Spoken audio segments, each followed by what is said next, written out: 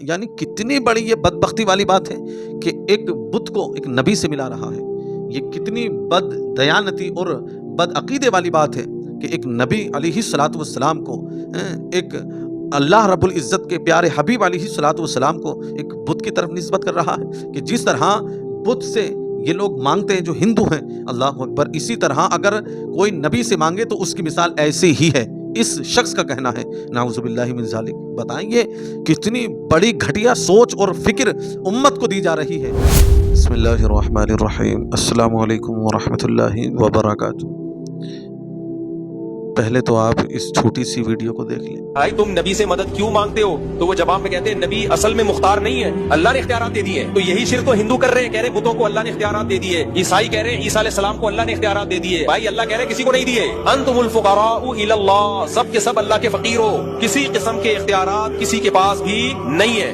میرے عزیز، سنا آپ نے یہ طارق مسعود کس طریقے کی بات کر رہا ہے۔ اب اس کے چاہنے والے بڑے برے کمنٹ آ کر کرتے ہیں۔ ان بدبختوں کو یہ پتہ نہیں ہوتی کہ تم الٹے سیدھے کمنٹ لکھنے سے پہلے یہ تو دیکھو کہ تم پوری بات سن چکے ہو یا صرف محبت میں آ کر اس شخص کو برا بھلا کہنے پر تل گئے کہ جو شخص قرآن و حدیث کی روشنی میں اللہ کے محبوب علیہ الصلوۃ والسلام کی شان کو بتا رہا ہے۔ میرے عزیز، بولنے سے پہلے سوچ کر بولا کرو، اور کوئی بات ہوا کرے تو اس کو صحیح طریقے سے لکھ کر پیش کیا کرو۔ کیونکہ میں اپنی بات نہیں کر رہا ہوں، اپنے آقا علیہ الصلوۃ والسلام کی بات کر رہا ہوں، پیارے نبی صلی اللہ علیہ وسلم کی بات کر رہا ہوں۔ میرے عزیز، گزارش ہے کہ آپ مکمل اس ویڈیو کو دیکھیں۔ آپ نے اس شخص کی زبانی سنا کہ اللہ رب العزت نے کسی کو اختیار دیا ہی نہیں ہے، نعوذ باللہ من ذالک۔ قرآن کی آیت جو پیش کی گئی، یا ایھا الناس انتم الفقراء الی اللہ، یہ تمام مخلوق کے معاملے میں ہے، لیکن صرف یہاں پر یوں پیش کی گئی کہ دیکھ لو کہ سب کے سب اللہ کے فقیر ہیں، سب کے سب اللہ کے محتاج ہیں، تو نبی کو کوئی اختیار نہیں دیا گیا، نعوذ باللہ من ذالک۔ پہلی بات تو یہ کہ قرآن کی آیت کی صحیح تشریح، صحیح بات لوگوں تک پہنچنا ضروری۔ میرے عزیز، یہ تمام مخلوقات کے معاملے میں ہے، تمام مخلوق کے بارے میں ہے، یعنی کہ کوئی بھی ہو، نبی، ولی یا کوئی بھی ہو، الحمدللہ ثم الحمدللہ، یہ حق اور سچ بات ہے کہ سب کے سب اللہ ہی کے محتاج ہیں۔ اس میں کوئی شک و شبہ نہیں کہ سب کے سب اللہ رب العزت ہی کے محتاج ہیں۔ لیکن اس آیت کا یہ مطلب نہیں ہے کہ اللہ کسی کو اختیار دے ہی نہیں سکتا۔ کیا آپ یہ سمجھ سکتے ہیں، یہ سوچ رہے ہیں کہ جو اس طریقے کی بات کہہ رہا ہے وہ کہیں نہ کہیں رب کی عطا کو، رب کی شان کو بھی گھٹانے کی کوشش کر رہا ہے کہ رب العالمین کسی کو اختیار دے ہی نہیں سکتا، نعوذ باللہ من ذالک۔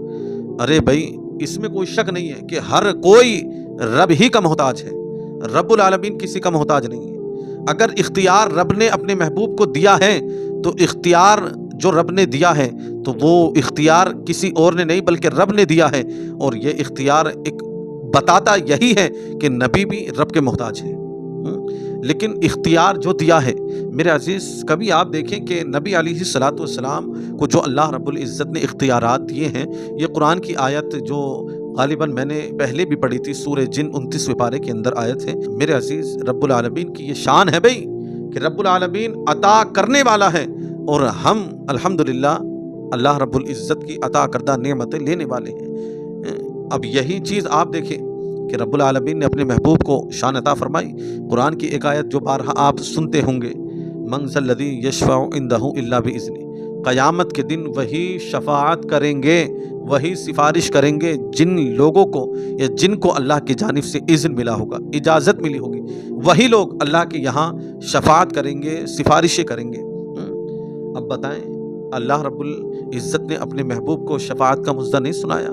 کیا اللہ رب العزت نے اپنے محبوب کو یہ شفاعت کی خوشخبری نہیں سنائی جو آقا علیہ الصلوۃ والسلام نے ہمیں اور آپ کو بتایا کہ قیامت کے دن رب کی بارگاہ میں میں اپنی امت کی سفارش کروں گا، اور یہ حدیث کے سب لوگ سب نبیوں کے پاس جائیں گے اور سب کہیں گے اذهبوا الی غیری، کہ تم دوسروں کے پاس جاؤ، دوسرے کے پاس جاؤ۔ لیکن جب آقا علیہ الصلوۃ والسلام کی بارگاہ میں آئیں گے لوگ تو آقا ارشاد فرمائیں گے انا لہا انا لہا۔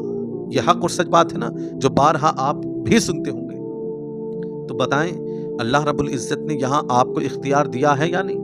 اللہ رب العزت کے بغیر عطا کردہ اختیار کے شفاعت کیسے کرا سکتے ہیں؟ بھئی اللہ ہی نے آپ کو شفاعت کا اختیار دیا، تبھی تو آپ نے یہ خوشخبری اپنی امت کو سنائی۔ لیکن جن کے آنکھوں پر، جن کے دلوں پر نبی علیہ الصلوۃ والسلام کی محبت نہ کرنے کی مہر لگ چکی ہے، جو صرف حضور کی ذات میں یہ دیکھتے ہیں کہ بھئی ایسے نہیں، ویسے نہیں کر سکتے، وہ نہیں کر سکتے، کچھ نہیں دیا۔ میرے عزیز، سب سے پہلی بات تو یہ کہ اللہ رب العزت ہی ہر چیز کا مالک ہے، وہی حاجت روا ہے، وہی حاجتوں کو پورا کرنے والا ہے، اس میں کوئی شک و شبہ نہیں۔ اللہ رب العزت سے مانگنا فرض و واجب ہے، اسی سے ہی فرض و واجب ہے۔ لیکن میرے عزیز، جو اس بات کو یوں پیش کرتے ہیں کہ بھائی دیکھو نبی کو اختیار دیا ہے، ان سے مدد مانگ رہے ہیں یا ان سے مدد مانگ رہے ہیں، ایسا نہیں ویسے، یہ تمام طرح کے جو پروپیگنڈے بنا کر لوگوں کے درمیان میں پیش کرتے ہیں، جو عوام پڑھی لکھی نہیں ہوتی تو بھائی وہ سمجھتی کہ بھائی بات صحیح ہے۔ لیکن یہ بھی تو دیکھیں کہ اہل سنت والجماعت کا عقیدہ کیا ہے، سنی کا عقیدہ کیا ہے۔ اللہ رب العزت ہی بے شک الحمدللہ ثم الحمدللہ وہی عطا کرنے والا ہے، وہی حاجت والوں کی حاجتوں کو پورا کرنے والا ہے۔ کوئی بھی چیز ہو اسی سے مانگنا فرض و واجب ہے۔ لیکن اگر کوئی یہ یقین کر کے، یہ گمان کر کے اللہ رب العزت نے نبی کو اختیار دیا ہے، یہ سوچ کر اگر آپ سے کوئی چیز مانگ لے تو میرے عزیز وہ شرک نہیں ہے، وہ شرک نہیں ہے۔ کیوں؟ کیونکہ وہ شرک ہوا ہی نہیں، اس نے اس رب کی طرف اپنی نیت کر لی کہ مولا تو نے ہی ان کو یہ شان عطا فرمائی ہے۔ تو بتائیں یہ شرک کہاں سے ہو گیا؟ جو شرک کرتے ہیں نعوذ باللہ، یہ بالکل جائز ہے، مانگ سکتے ہیں۔ کوئی نبی سے مانگنا یا ولی سے مانگنا اور آقا علیہ الصلوۃ والسلام سے مانگنا یہ فرض و واجب نہیں ہے، فرض و واجب تو اللہ ہی سے ہے۔ اگر کوئی مانگ لے تو اس میں ناجائز و حرام نہیں ہے، اس نیت کے ساتھ کہ اللہ نے ان کو یہ شان عطا فرمائی ہے، یہ جائز ہے، درست طریقہ ہے، کوئی حرج والی کوئی والی بات نہیں ہے۔ اور دوسری بات جو کہی گئی، بہت سی قرآن کی آیت اس بات پر پیش کی جا سکتی ہیں، لیکن میں نے آپ کو سمجھانے کی کوشش کی۔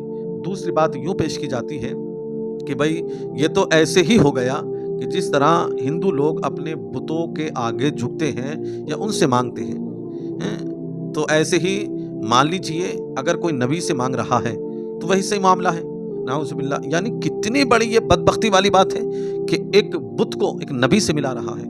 یہ کتنی بد دیانتی اور بد عقیدے والی بات ہے کہ ایک نبی علیہ الصلوۃ والسلام کو، ایک اللہ رب العزت کے پیارے حبیب علیہ الصلوۃ والسلام کو ایک بت کی طرف نسبت کر رہا ہے کہ جس طرح بت سے یہ لوگ مانگتے ہیں جو ہندو ہیں، اللہ اکبر، اسی طرح اگر کوئی نبی سے مانگے تو اس کی مثال ایسے ہی ہے، اس شخص کا کہنا ہے، نعوذ باللہ من ذالک۔ بتائیں یہ کتنی بڑی گھٹیا سوچ اور فکر امت کو دی جا رہی ہے، اور امت کے لوگ آج حضور کی شان کو صحیح معنی میں سمجھنے کے لیے تیار نہیں ہے۔ عوام پڑھی لکھی نہیں ہے، الحمدللہ ہم ان کو سمجھاتے، مسئلے بتاتے ہیں۔ بھائی مزار شریف کے آداب، تمام وہ چیزیں جن چیزوں پر تم مدعے بنا فضول کے اٹھاتے ہو، شرک کے الزام لگاتے ہو، یاد رکھنا قیامت کے دن اس کا جواب آپ کو دینا بھاری پڑ جائے۔